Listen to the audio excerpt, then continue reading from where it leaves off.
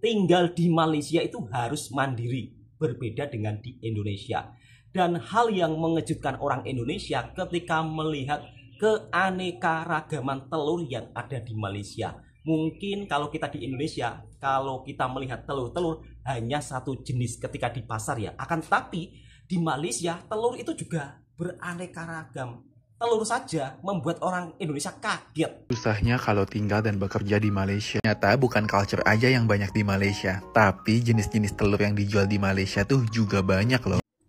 Assalamualaikum warahmatullahi wabarakatuh. Apa kabarnya sahabatku semua? Masih seperti biasa di edisi episode cerita tentang Indonesia dan Malaysia. Tentunya cerita ini bukan tentang untuk bergaduh di media sosial, tetapi cerita ini seputar untuk informasi dan hiburan buat para sahabat-sahabatku semua. Orang Indonesia itu banyak sekali yang bekerja di Malaysia, dan ketika bekerja di Malaysia pasti akan merasakan suasana yang berbeda dari segi makanan, kemudian dari segi situasi dan kondisi tempat mungkin. Lalu hal-hal apa yang membuat orang Indonesia ketika tinggal dan bekerja di Malaysia dibuat terkaget-kaget? Ya memang sering dibilang Indonesia dan Malaysia itu mempunyai hal-hal yang kiranya hampir sama. Akan tetapi tidak semuanya sama. Seperti apa culture shock orang Indonesia ketika tinggal dan bekerja di Malaysia? Lalu alasan apa kenapa orang Indonesia memilih untuk bekerja dan tinggal di Malaysia? Daripada penasaran, langsung kita reaction videonya bersama-sama. Susahnya kalau tinggal dan bekerja di Malaysia. Halo, gue Fajrin, orang Indonesia yang tinggal dan bekerja di Malaysia. Kenapa gue bilang seperti itu? Karena biasanya kita tuh kalau di Indonesia kayak mau belanja sayur atau bumbu-bumbu masak gitulah, kalau kita malas keluar untuk belanja di supermarket ataupun di pasar, itu biasanya ada tukang sayur keliling komplek gitu. Tukang Betul, sayur Mas. tersebut tuh membawa semua peralatan-peralatan masak sampai bumbu-bumbu kecil pun ada. Bahkan sampai ada beberapa tukang sayur tuh membawa semacam ikan, ayam, sampai ke cumi. Jadi pas aku tinggal dan pindah ke Malaysia ini sedikit berbeda karena kita di sini tuh memang bener-bener harus mandiri. Ya contohnya Betul kalau sekali, misalnya Mas. kita mau belanja apapun kebutuhan untuk makanan seperti beli buah, sayur dan juga bumbu-bumbu masak gitu, kita harus pergi ke supermarket yang komplit. Sebenarnya di sini tuh ada juga pasar, tapi jujur ya aku belum coba sih. Menurut kalian gimana pasar basahnya di Malaysia? Tulis di komen dong, kasih tahu itu tuh komplit banget gak sih? Dan mungkin kalian ada rekomendasi pasar basah yang super komplit di Malaysia. Tapi syukurnya supermarket di sini tuh super komplit sih menurut. Karena sampai di sini tuh produk Indonesia aja seperti Indomie ini masuk loh. Dan satu lagi penemuan aku di supermarket Malaysia ini yang gak aku temuin di supermarket Indonesia, di sini tuh ada banyak tipe-tipe telur. Mau dibahas lebih lanjut nggak? Tulis di komen ya. See you, bye-bye.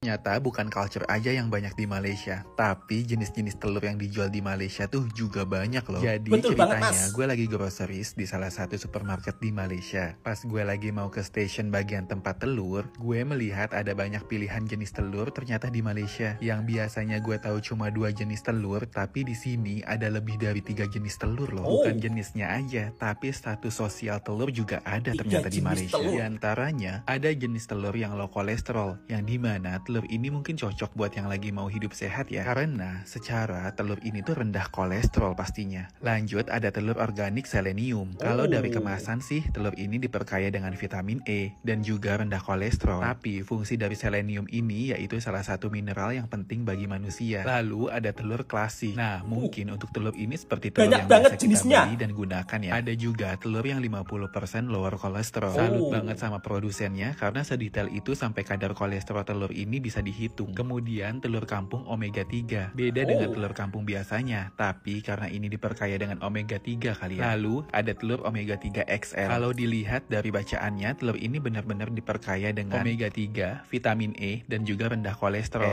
Tapi bukan hanya jenis dan ukuran aja untuk telur yang dijual di Malaysia. Bahkan status sosial telur juga ada loh ternyata. Mau lanjut ke part 2 nggak? Tulis di komen ya. See you, bye-bye. Tinggal dan bekerja di Malaysia harus mandiri. Kenapa harus mandiri? Mungkin kalau kita tinggal di Indonesia, kalau kita malas keluar, biasanya kita tak perlu jauh-jauh untuk pergi ke supermarket ya. kebiasaannya bukan hanya di kota saja di Indonesia, bahkan di kampungnya Bang Toha.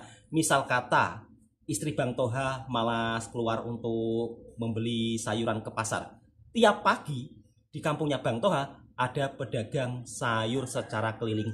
Namun di Malaysia saya tidak pernah menjumpai pedagang sayur secara keliling. Bahkan di kampung-kampung Indonesia, mungkin juga di perkotaan, dari segi barang-barang perabot rumah, dari segi penyapu, dari segi barang-barang apa saja, semuanya itu dijual dengan secara keliling. Ada yang naik motor, ada pula yang naik mobil. Kemudian masnya daripada Indonesia juga dibuat terkejut dan shock tentang jenis-jenis telur. Jadi ketika beliau tinggal dan bekerja di Malaysia, berbelanja di supermarket, dibuat shock dengan keanekaragaman telur yang ada di Malaysia. Mungkin kalau di Indonesia, di kampungnya Bang Toha ini, telur hanya satu jenis saja. Tetapi di Malaysia, telur begitu sangat-sangat beraneka ragam jenisnya. Bahkan masnya ini sampai kagum tentang bab telur saja. Itulah Malaysia dengan segala kemajuannya. Kira-kira seperti itu ya. Video ini sebagai bentuk informasi dan hiburan. Jangan marah-marah sahabatku semua. Nanti kalau marah-marah cepat tua. Lalu bagaimana culture shock selanjutnya tentang orang Indonesia ketika berada di Malaysia? Pastinya juga akan dibuat kagum akan hal ini. Langsung kita reaction videonya bersama-sama. Cerita awal pertama merantau ke Malaysia. Cerita awal pertama merantau ke Malaysia. Gimana caranya aku bisa kerja ke Malaysia? So di video kali ini aku mau ceritain awal pertama aku kesini itu tahun 2019.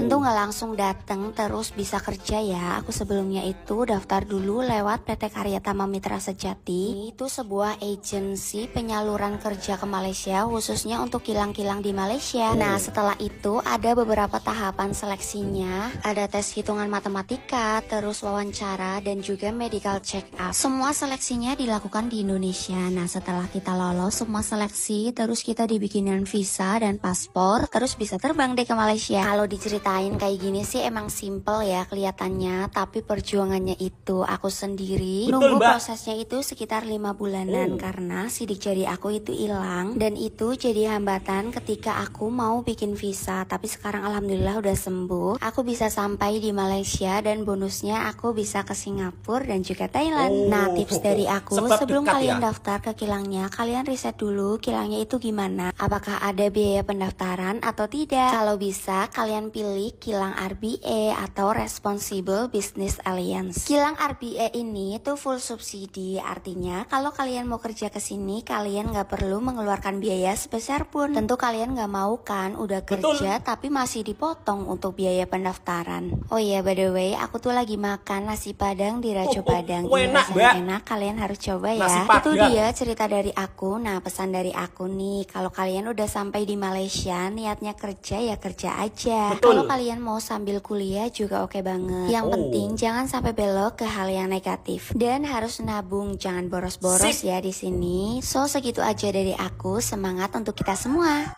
Halo guys, hari ini kita mau ke pasar malam. Ke pasar malam mbak-mbaknya. Setelah 15 menit jalan kita udah sampai guys. Seperti apa pasar malam yang ada di Malaysia? Kira-kira kita mau beli apa aja ya? Beli jajan pastinya. Mbak Hana lagi beli buah dan ada beberapa Jadi sudah dikumpul-kumpul buahnya. Mini-mini banget gitu loh guys. Kayaknya Crispy, enak ini mbak. Ini 10 keping, 3 ringgit aja. Murah banget. Beli apa nih? Ayam gunting. Ayam gunting, enak banget ini ayam Lihat, gunting. sedap. Ini Catur sama Mbak Nana beli apa? Jagung bakar, wow. Kayaknya enak banget deh. Ini dia donat kesukaan aku. Orang-orang Pasar malam di Malaysia ini surganya makanan. Iya, donat kesukaan siapa? Bilang dulu jujur. Angel. Angelita. Inilah kebahagiaan para TKI yang bekerja di Malaysia. Yang ini deh, yang gede. Thank you. Saatnya makan. Selamat makan. Enak-enak mbak. Banyak banget. Aku bela sendiri makan banana. Nyami. Oke, thank you for watching. Bye bye, kiss. Ini aku lagi ada di food festival. Food festival. Dan aku lagi mau nyari makanan yang enak. Jadi kayaknya kan aku udah lama di Malaysia, kayaknya aku mau makan bakso. Mau makan bakso. Kira-kira ada nggak ya bakso di sini? Ada mas pasti. Ya, kita cari. berusaha untuk mencari bakso karena di sini banyak banget stand makanan yang bisa kalian cari dan kalian bisa makan di sini. Pokoknya ramai banget dengan orang. Lihat ya. Tuh, ramai banget nih. Oke, geng, kali ini aku udah nemu yang aku pengen makan sebenarnya dan finally gua nemu nih. Itu dia. Apak bakso, bakso bakar. Kali ini aku mau langsung beli aja karena aku kayaknya udah menarik banget baksonya, jadi kita langsung beli. Berhubung abangnya juga orang Malaysia, jadi kita pakai bahasa Melayu aja ya, biar abangnya gampang ngerti. Assalamualaikum bang. Salam. Abang jual apa nih? Ni kita punya menu special, bakso bakar atau lebih kita kenali sebagai telur Garuda. Telur Garuda ya? Telur Garuda. Kenapa nama telur Garuda? Sebab dia datang daripada Indonesia dan resepi ni sangat sedap. Uish. Ada rempah-rempah ke bang yang dikasih situ? Itu rahsia kami bang. Rahasia rahasia geng, rahasia. Bang, harga berapa bang? Satu tusuk nih? Satu cucuk ada 5 biji, RM5 satu. Murah banget. RM5 aja geng. Udahlah, nggak usah mikir, langsung beli. Ini sesuatu yang menarik buat aku tanyain ke abang ini. Bang, kenapa namanya apak bakso? Sebab ini datang dari resepi ini daripada seorang ayah daripada Bukit Tinggi. So dari situ kita gelarkan dia sebagai apak. Oh, paham. Selain di food festival, abang bukanya di mana bang? Okey, selain daripada food festival, kita ada di Uptown Dana Kota, yang mana kedai kita tetap di sana. Dan untuk pengetahuan, kita ada di semua tempat Havoc Food Festival. Bukanya dari jam berapa bang? Okey, kalau untuk Havoc Food Festival bukanya daripada pukul jam 11 pagi hingga 12 malam. Dan di Uptown Dana Kota buka daripada pukul 5 petang sampai pukul 3 pagi. Di apak bakso ini bukan cuma ada bakso bakar, tapi ada bakso yang lainnya, yaitu bakso urat, bakso mercon, bakso beranak, dan bakso lainnya. Jadi buat kalian yang pengen makan bakso, langsung aja datang di apak bakso. Ingat ya geng, apak bakso. Kayaknya udah selesai, jadi kayaknya aku mau langsung ambil ke abang ya. Gimana bang? Udah siap? Siap. Oke. Makasih bang, mohon maaf, kan kiri. Oke, ingat ya geng, apak bakso. Wih deh, pokoknya harus makan. Aku udah beli bakso bakar sama bakso tulang rusuk. Bakso bakar. Langsung makan ya, geng. Langsung coba, Setelah Mas. sampai di rumah, geng, aku langsung cobain makan bakso bakarnya. Gimana rasanya, Mas? Wadidaw, ini tuh enak banget. Plus ditambah dengan sambal ijonya yang pedas luar biasa banget. Wadidaw, ini mah enak banget. Kalian harus cobain bakso bakar ini, oke? Next, aku cobain bakso rusuknya. Bakso rusuknya itu tuh geng, menurut aku wadidaw, udah size-nya gede. Terus wah, ini mah enak banget sumpah, supnya juga mantap dan luar biasa. Jadi buat kalian yang pengen makan bakso ya, ingat pokoknya makan di apak bakso. Ingat bakso, ingat apak bakso.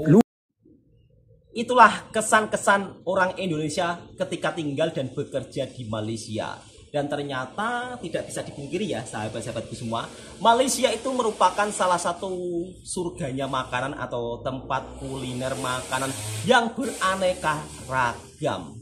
Para TKI-TKI yang bekerja di Malaysia kebiasaannya setiap malam Ahad itu pasti ada pasar malam ya, dan biasanya mereka akan datang ke pasar malam yang ada di Malaysia. Nah, pasar malam yang ada di Malaysia ini juga berbeda jauh dengan pasar malam yang ada di Indonesia. Kalau pasar malam yang ada di Indonesia kebanyakan kan mainan-mainan untuk anak-anak ya, tetapi kalau pasar malam yang ada di Malaysia kebanyakan adalah makanan-makanan yang beraneka ragam. Dari makanan bakso, makanan Indonesia, makanan di seluruh penjuru dunia, semuanya serba ada. Yang terpaling penting kalau kita merantau dan bekerja di Malaysia, jika kita lengkap dokumennya, maka akan aman-aman saja, akan enak-enak saja. Yang paling penting jika kita merantau dan bekerja di negara orang, jangan sampai melakukan tindakan hal yang negatif sehingga bisa merugikan nama baik bangsa kita. Sebab kita merantau ini juga menjaga nama baik bangsa kita, yaitu Indonesia. Tetap salam serumpun, Indonesia dan Malaysia merupakan salah satu negara yang bertetangga sangat bersahabat. Assalamualaikum warahmatullahi wabarakatuh. Semoga sahabatku terhibur dengan kontennya Bang Toham Mersing. Assalamualaikum.